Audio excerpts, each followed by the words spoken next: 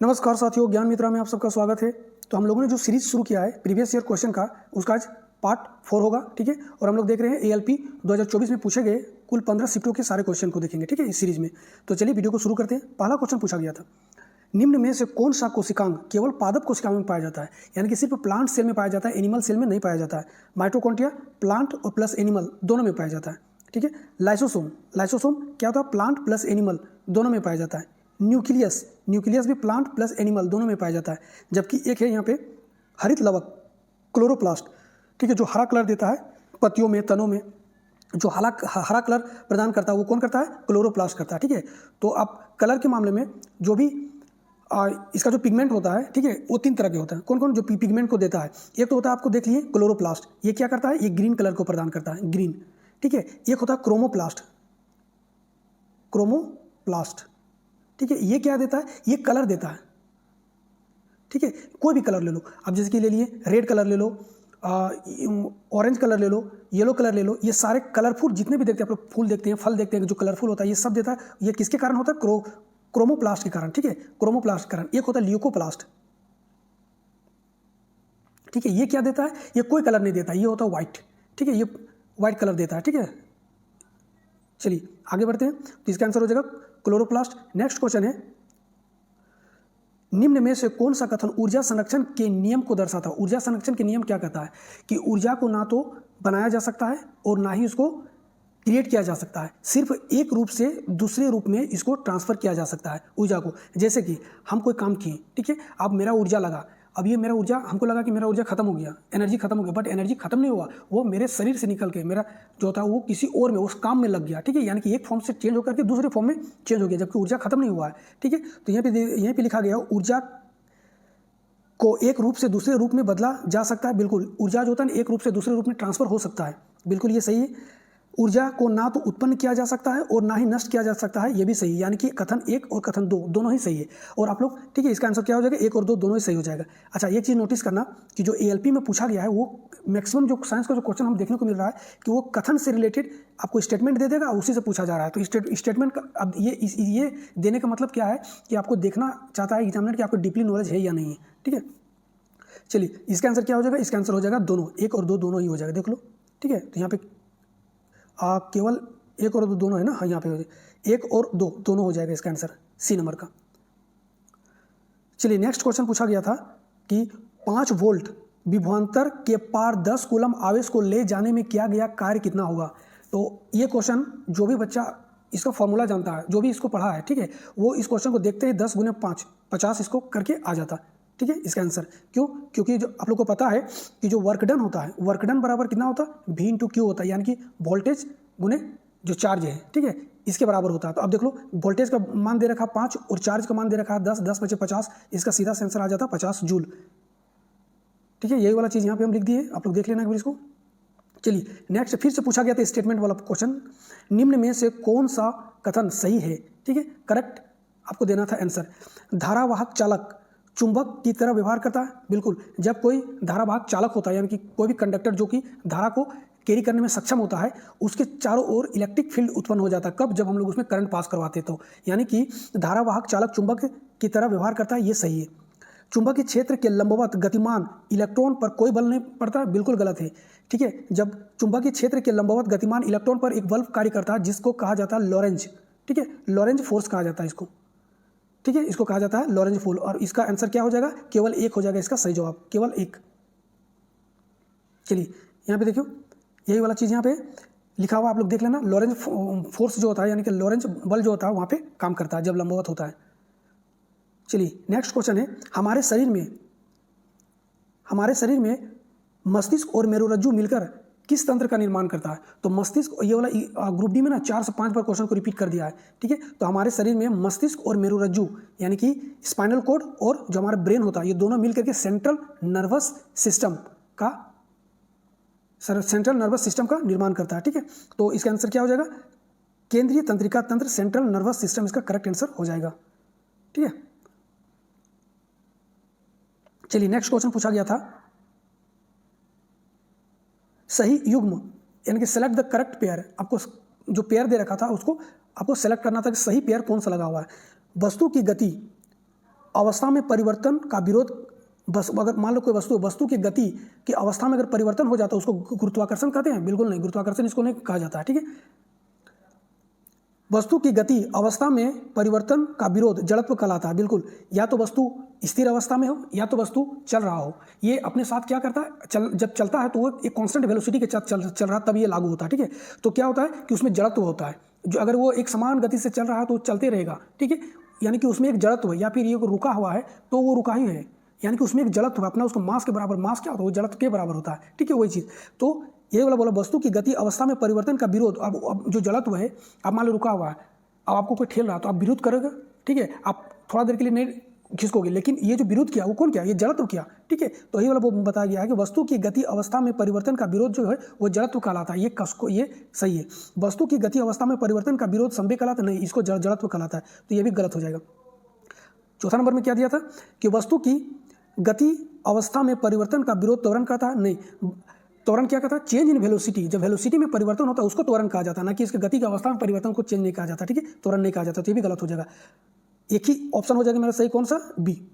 ठीक है,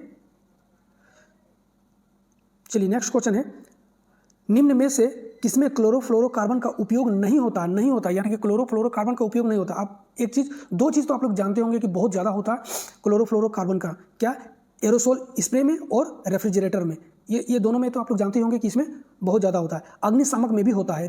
ठीक है, क्लोरोफ्लोरोकार्बन का यूज अग्निशामक में भी होता है, लेकिन ग्राइंडर में नहीं होता है। इसका करेक्ट आंसर क्या हो जाएगा, ग्राइंडर।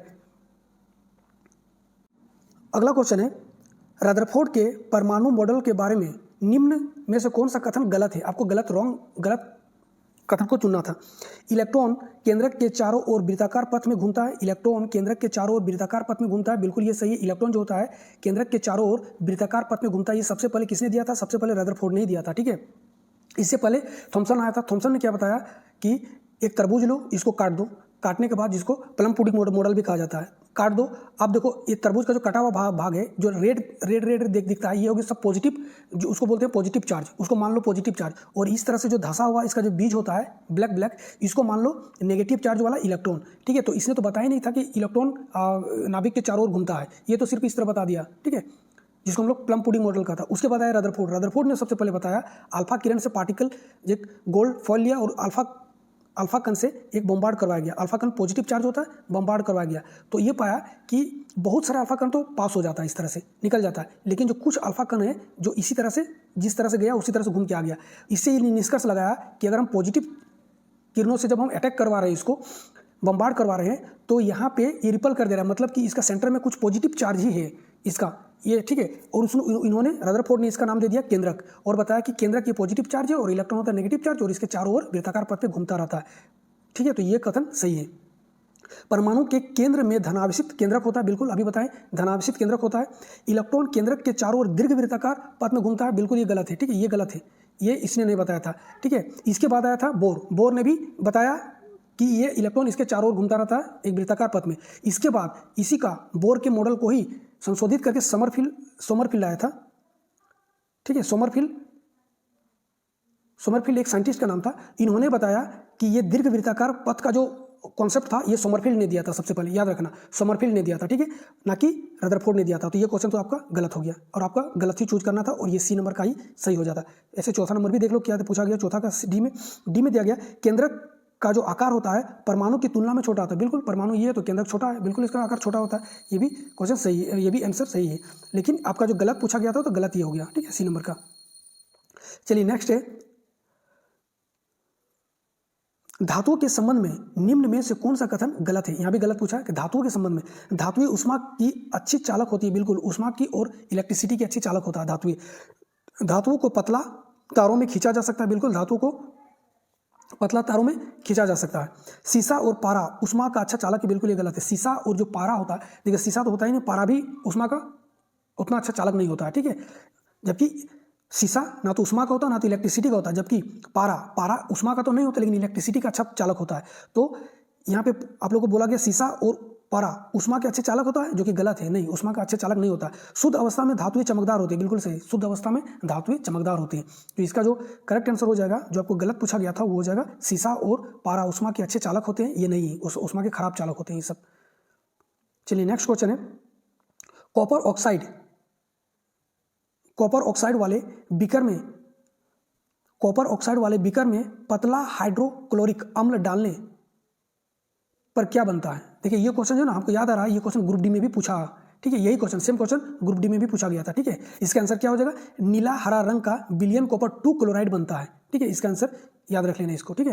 ये क्वेश्चन बार बार रिपीट कर रहा है, इसको याद रख लेना। जब कॉपर ऑक्साइड वाले बीकर में पतला हाइड्रोक्लोरिक अम्ल डाला जाता है तो नीला हरा रंग का विलियन कॉपर 2 क्लोराइड को बनाता है, ठीक है। चलिए नेक्स्ट क्वेश्चन है, ये वाला क्वेश्चन भी बहुत इंपॉर्टेंट है, इसको याद रखना। बिलियन के कणों का आकार कितना होता है। बिलियन मतलब सॉल्यूशन का हम लोग बताए थे। सॉल्यूशन जो होता है, ठीक है, इसमें क्या है, जैसे कि सॉल्यूशन क्या होता है, सॉल्यूशन होता है कि मान लो चीनी और पानी, ठीक है, चीनी और पानी को घोल दो, तो अब चीनी और पानी को आप बता नहीं सकते कौन सा चीनी है, ठीक है। तो क्या होता है, उसको सॉल्यूशन बोलता है, जो पूरी तरह से घुल जाता है, ठीक है, सॉल्यूशन में पूरी तरह से घुल जाता है, उसको बोला जाता है सॉल्यूशन। और यानी कि अब देखो यहाँ पे चीनी को आप लोग देख पा रहे हैं, नहीं, यानी कि नग्न आंखों से हम लोग सॉल्वेंट को नहीं देख पाते हैं, सोल्यूट को नहीं देख पाते हैं, ठीक है। तो यहाँ पे बोला गया है कि आपको बताना कि बिलियन के कणों का आकार कितना होता है। तो 1 नैनोमीटर से अधिक होता है, बिल्कुल गलत, 1 नैनोमीटर से अधिक नहीं होता, 1 नैनोमीटर से कम होता है। तो 1 नैनोमीटर से कम होता है, इसका सही जवाब हो जाएगा 1, ठीक है।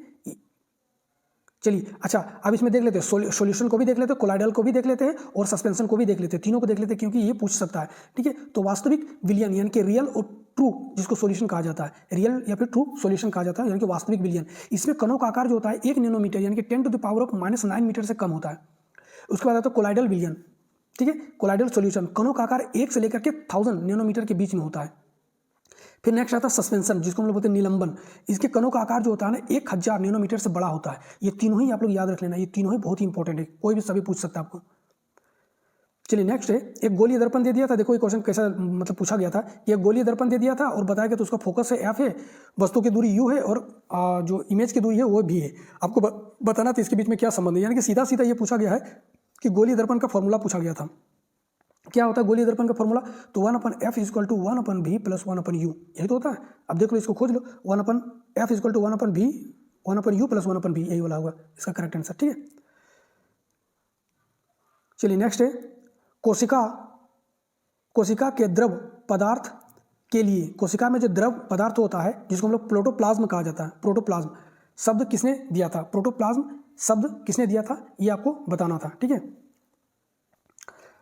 तो देखिए सबसे पहले आप जो ऑप्शन दिया है स्लाइडन और श्वान ने सेल थ्योरी दिया था, क्या दिया था, सेल थ्योरी को दिया था स्लाइडन एंड श्वान ने, ठीक है। उसके बाद आ जाता पुरकिंजे ने क्या दिया था, तो पुरकिंजे ने सबसे पहले दिया था कि प्रोटोप्लाज्म शब्द का सबसे पहले, और इसका आंसर भी हो जाएगा कौन सा, पुरकिंजे, ठीक है। रॉबर्ट हुक ने क्या दिया, तो रॉबर्ट हुक ने डेड कोशिका को खोज किया था, ठीक है। कॉर्क था, कॉर्क को काट के देखा तो उसमें कुछ एक इस तरह मधुमक्खी की छत्ता की तरह इस तरह से स्ट्रक्चर उनको देखने को मिला, ठीक है। और इसी को बोल दिया एक सेल है और खोज किया था, लेकिन सबसे पहले खोज सेल का पूछा, सबसे पहले खोज किया था पुरकिंजे ने, और ये किस सेल का, लिविंग का नहीं, डेड सेल का खोजा था। अच्छा, तो डेड सेल का अगर इसने खोजा था तो लिविंग सेल को किसने खोजा था, तो लिविंग